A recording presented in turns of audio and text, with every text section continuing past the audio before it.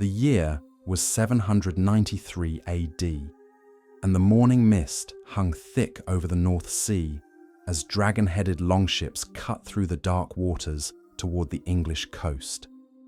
What happened when those ships made landfall would forever change how medieval Europe understood the concepts of conquest, honor, and human dignity. The Vikings weren't just raiders seeking gold and silver. They were architects of psychological warfare who understood that destroying a man's spirit was more devastating than simply ending his life. Today, we're peeling back the sanitized layers of Hollywood portrayals to expose the calculated brutality that defined Viking conquest. What you're about to discover comes from documented historical sources, archaeological evidence, and eyewitness accounts that reveal a systematic approach to domination so disturbing that many modern historians initially refused to believe it was real.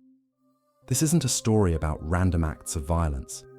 This is about how an entire civilization weaponized sexuality, shame, and social hierarchy to build an empire that stretched from Greenland to Constantinople. The evidence comes from multiple sources that paint a consistent and horrifying picture. Muslim diplomat Ahmad ibn Fadlan documented rituals that read like scenes from a nightmare. The Icelandic sagas, written by Vikings themselves, casually describe practices that would make modern war crimes tribunals physically ill. Archaeological discoveries across Europe continue to uncover physical proof of systematic brutality that went far beyond simple pillaging and murder. But here's what makes this story truly chilling. These weren't the actions of savage barbarians acting on primitive impulse. The Vikings had developed sophisticated legal codes, complex trade networks, and intricate social structures. They were intelligent, organized, and methodical in their approach to conquest. What they did to the wives and families of defeated enemies was carefully calculated psychological warfare designed to achieve specific strategic objectives. The foundation of Viking society rested on concepts that could literally determine whether you lived or died. Their understanding of masculinity and social hierarchy created a framework where sexual dominance wasn't just personal preference, it was a matter of legal standing and social survival. Two words in Old Norse carried such devastating power that they could justify murder: arga and raga.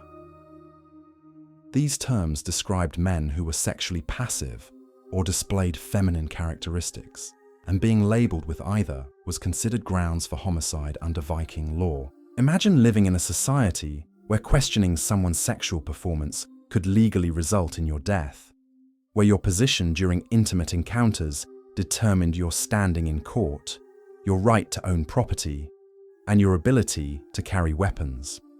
This wasn't just social stigma, it was systematic legal discrimination based entirely on perceived sexual roles.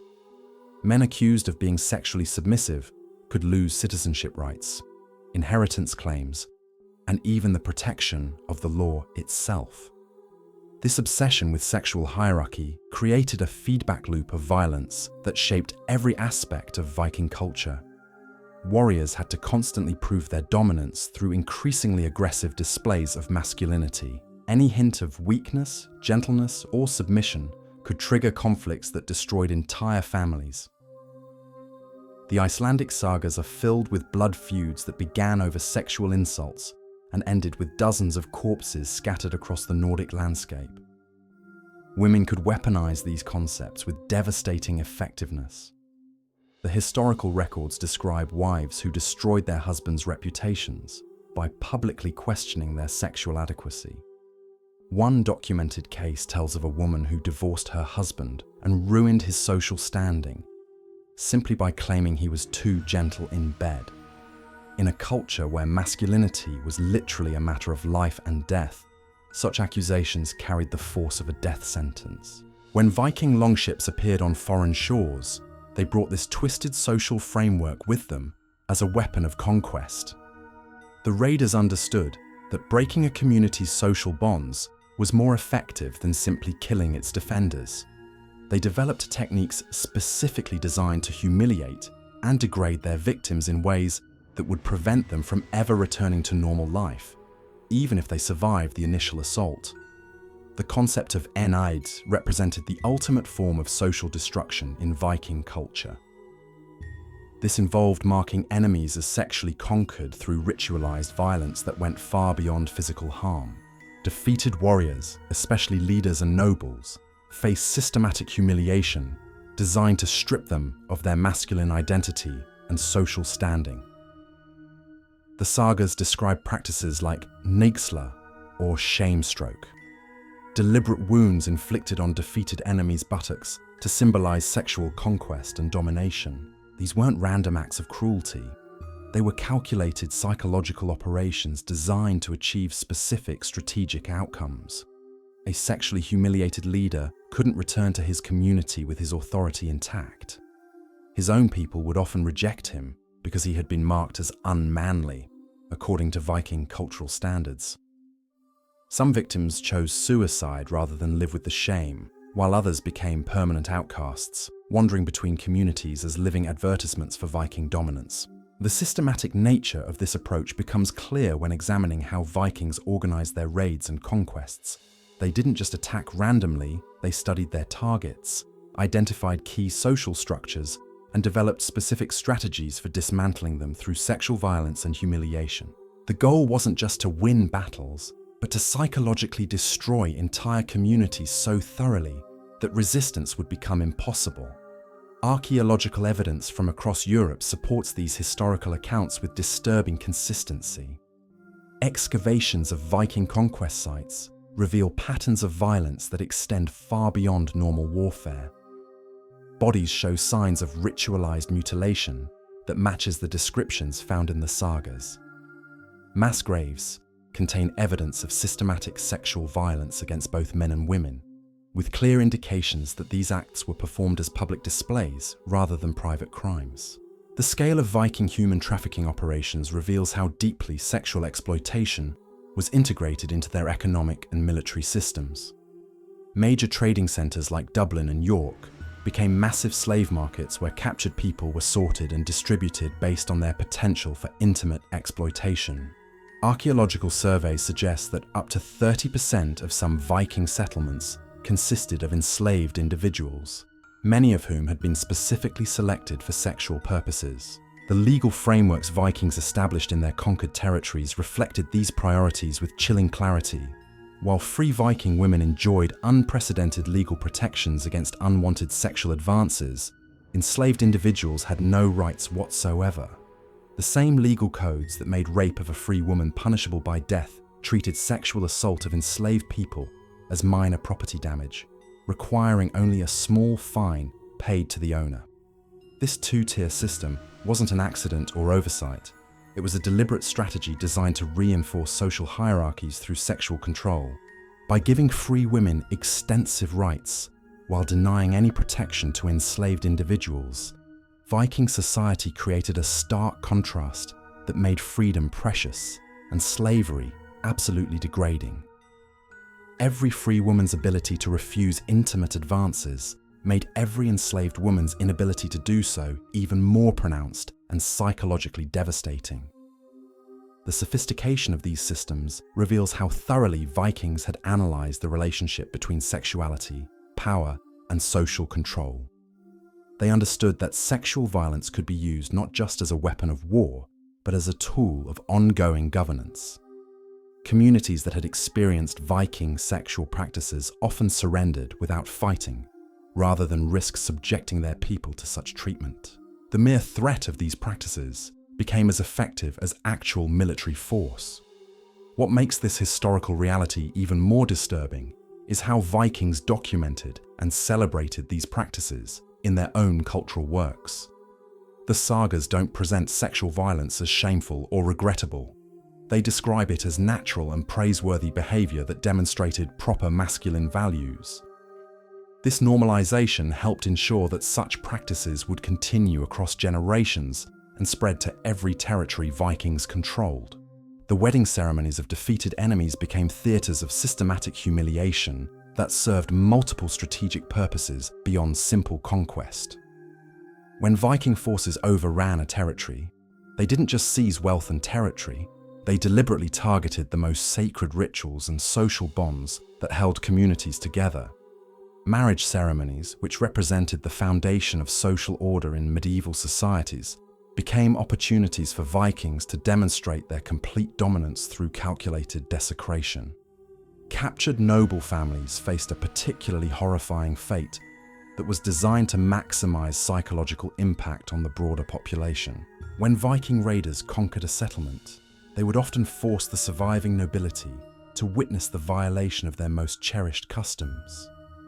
Wedding ceremonies that should have been celebrations of new family alliances became public demonstrations of Viking power, where traditional roles were inverted and sacred vows were transformed into displays of conquest. The raiders understood that destroying a community's ability to form new families and maintain social continuity was more devastating than simply killing its defenders. By corrupting the very rituals that created social bonds, Vikings ensured that even survivors would struggle to rebuild their shattered communities. The psychological trauma extended far beyond individual victims to encompass entire social structures that had taken generations to establish. Archaeological evidence from conquered territories reveals how systematically Vikings dismantled existing social hierarchies through sexual violence. Excavations of former noble estates show signs of ritualized destruction that went far beyond military necessity. Personal items associated with marriage and family life were deliberately defiled or destroyed, suggesting that Vikings specifically targeted the symbolic foundations of their enemies' social order. The legal implications of these practices extended across generations through the children born from these forced encounters. Viking law recognized complex categories of offspring that reflected the systematic nature of their sexual violence. Children born from these encounters occupied specific legal positions that served to perpetually remind communities of their conquest and subjugation. These offspring became living symbols of Viking dominance, raised within the communities they were meant to subjugate. Their very existence served as constant reminders of defeat and humiliation, ensuring that the psychological impact of conquest would continue long after the original raiders had moved on to new targets. The strategic brilliance of this approach lay in how it transformed victims into unwilling participants in their own ongoing subjugation.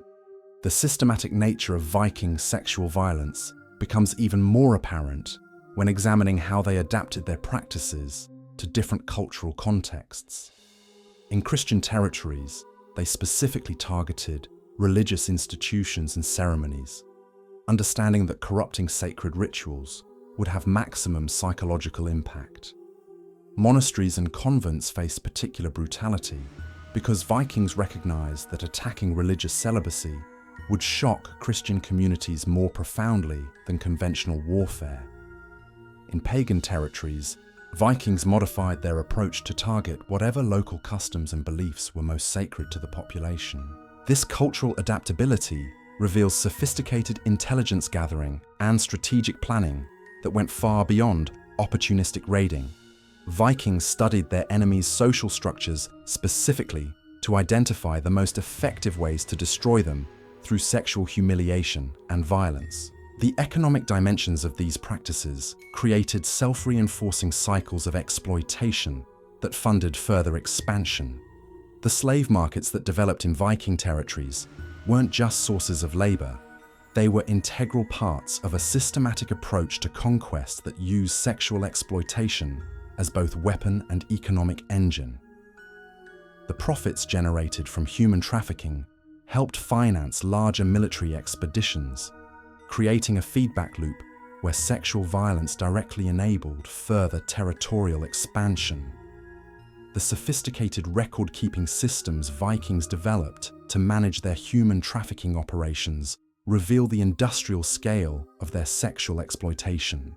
Detailed inventories categorized enslaved individuals based on physical characteristics, skills, and potential for intimate use. These records show how thoroughly Vikings had systematized the process of turning human beings into commodities for sexual exploitation. The psychological conditioning Vikings imposed on captured populations extended beyond immediate physical violence to encompass long-term social engineering. Communities that survived Viking conquest often found their traditional gender roles and family structures permanently altered. The constant threat of sexual violence created new social dynamics where survival required adapting to Viking expectations about proper behavior and social hierarchy. Women from conquered territories faced impossible choices that Vikings deliberately engineered to maximize psychological trauma. Those who resisted faced immediate violent death, while those who submitted were forced to participate in the degradation of their own communities. Those who tried to protect their families often found that their efforts only resulted in more systematic brutality directed at their loved ones. The ripple effects of these practices extended across medieval Europe as word spread about Viking methods. Communities that had never directly encountered Viking raiders modified their social structures and military preparations based on second-hand accounts of what happened to those who resisted. This psychological warfare proved so effective that many territories surrendered without fighting rather than risk subjecting their populations to documented Viking practices. The religious and cultural justifications Vikings developed for their practices reveal how thoroughly they had integrated sexual violence into their worldview.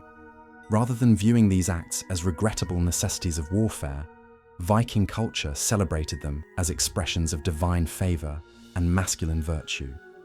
This ideological framework ensured that such practices would continue across generations and spread to every territory under Viking influence. The long-term consequences of Viking sexual practices shaped the development of medieval European society in ways that historians are still documenting. The trauma inflicted on conquered populations created cultural memories that influenced social structures, legal systems, and gender relations for centuries after the Viking Age ended. The systematic nature of their approach to sexual violence left scars on entire civilizations that persisted long after the original perpetrators had vanished from history. The documentation of these systematic practices comes from sources that paint an increasingly horrifying picture of calculated brutality. When Muslim diplomat Ahmad ibn Fadlan traveled through Viking territories in 922 AD, he witnessed funeral rituals that would haunt him for the remainder of his life. His detailed accounts describe ceremonies where enslaved women from conquered territories were forced to participate in intimate rituals with multiple Viking men before being murdered as part of elaborate burial rites. These funeral practices reveal the depths of Viking sexual exploitation with clinical precision. When a chieftain died, his enslaved women faced a selection process that was both ritualistic and terrifying. The chosen victim would be told she was being honored with the opportunity to accompany her master to the afterlife, but the reality was far more sinister. Ibn Fadlan's account describes how the selected woman was passed between different Viking men over several days, each encounter supposedly transferring spiritual essence through her body to the deceased leader. The psychological manipulation involved in these rituals demonstrates the sophisticated cruelty Vikings employed. The victim was given increasing amounts of alcohol and drugs, while being told that she was performing sacred duties that would ensure her eternal happiness in the afterlife. Meanwhile, she was being systematically violated by men who genuinely believed they were channeling their life force through her body to strengthen their dead chieftain's spirit in Valhalla. Archaeological discoveries across Scandinavia have confirmed the historical accuracy of these accounts with disturbing consistency. Ship burials and other elite Viking graves frequently contain the remains of young women who show clear signs of violent death. These women were typically buried in positions that suggest they died during or immediately after sexual encounters. Their bodies arranged to serve the deceased in death as they had been forced to serve in life. The scale of this practice becomes apparent when examining burial sites across the Viking world. From Norway to Russia, Archaeologists have uncovered dozens of graves containing women who died violent deaths as part of funeral ceremonies. The consistent patterns suggest that sexual sacrifice was a standardized practice throughout Viking culture, not isolated incidents of individual cruelty.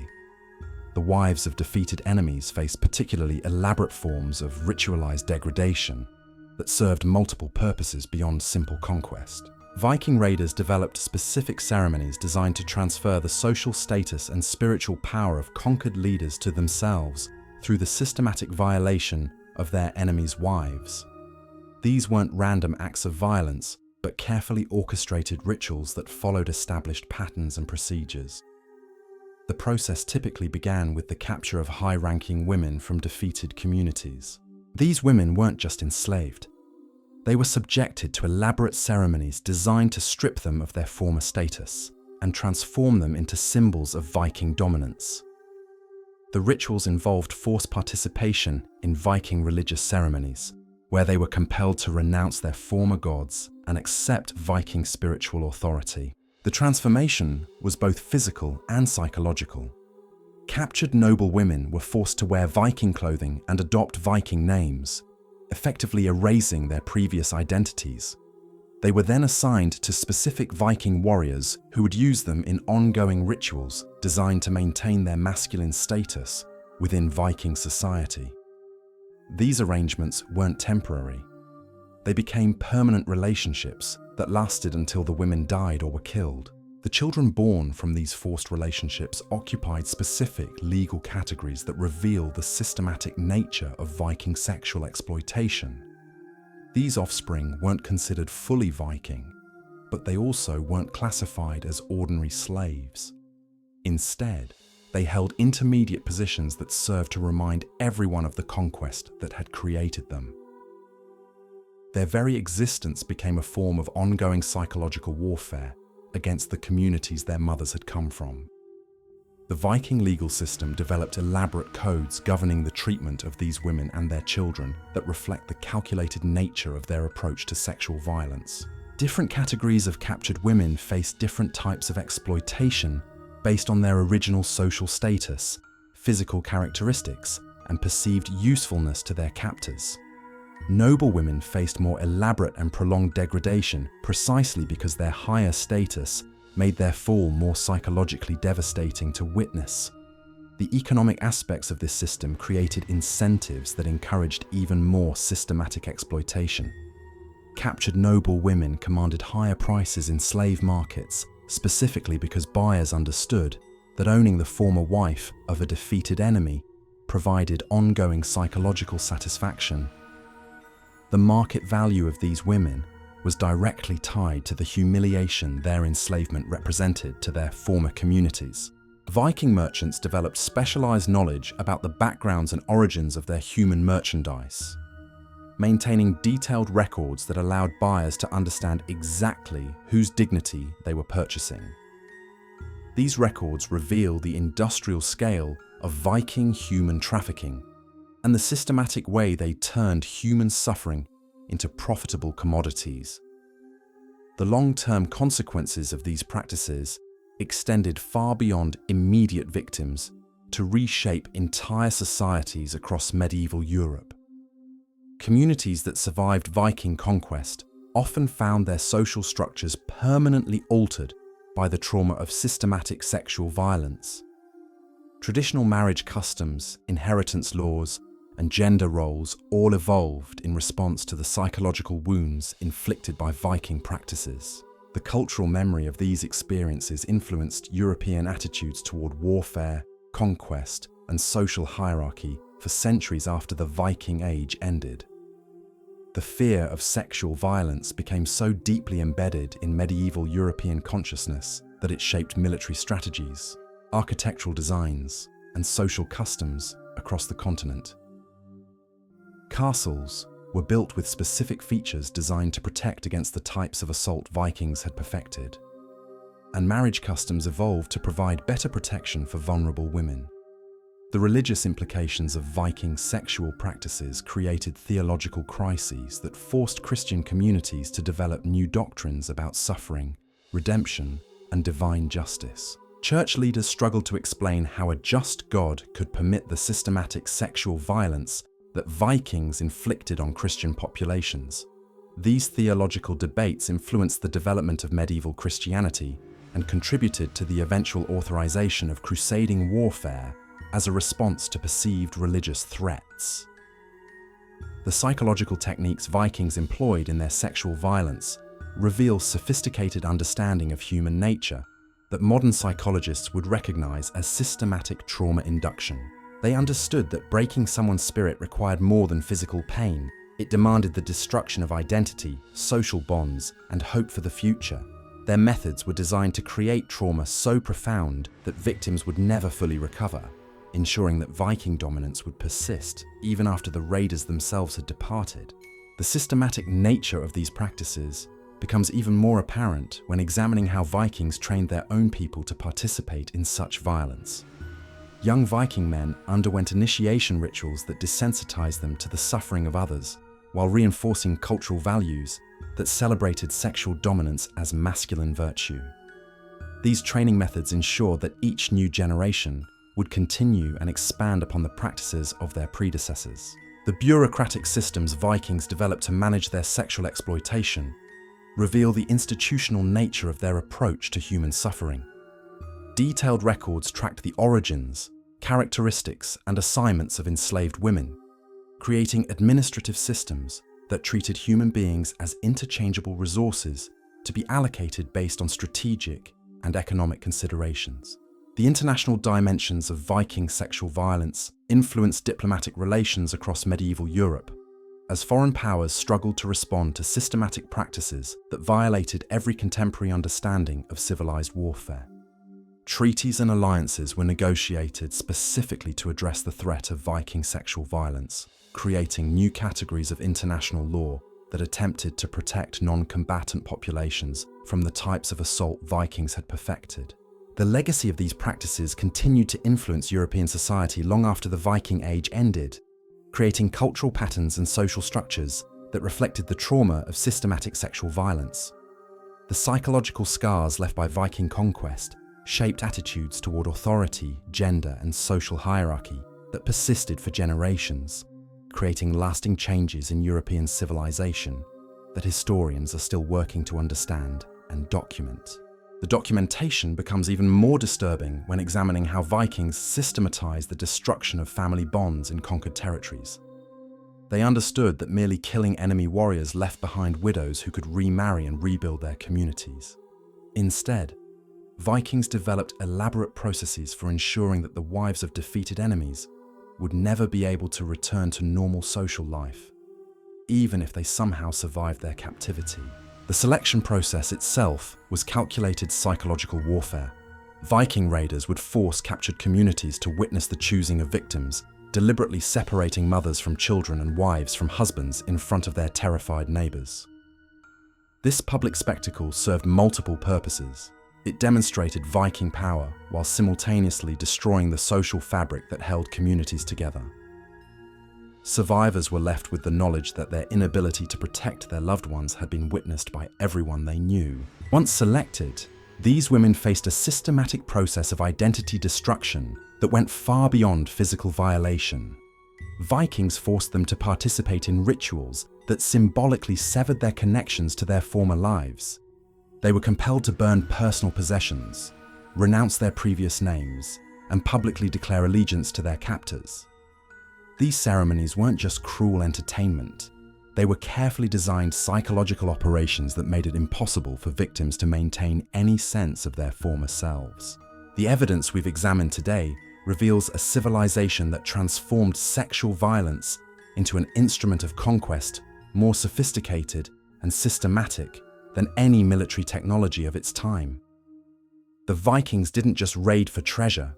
They engineered the complete psychological destruction of entire societies through calculated sexual brutality that left wounds lasting centuries beyond their physical presence. These weren't the random acts of savage barbarians that Hollywood depicts. They were the methodical operations of an intelligent, organized culture that understood how to weaponize shame, hierarchy, and human dignity with surgical precision. The systematic nature of their approach, from the legal codes that justified murder over sexual insults, to the industrial-scale slave markets that commodified human suffering, reveals a society that had perfected the art of breaking the human spirit.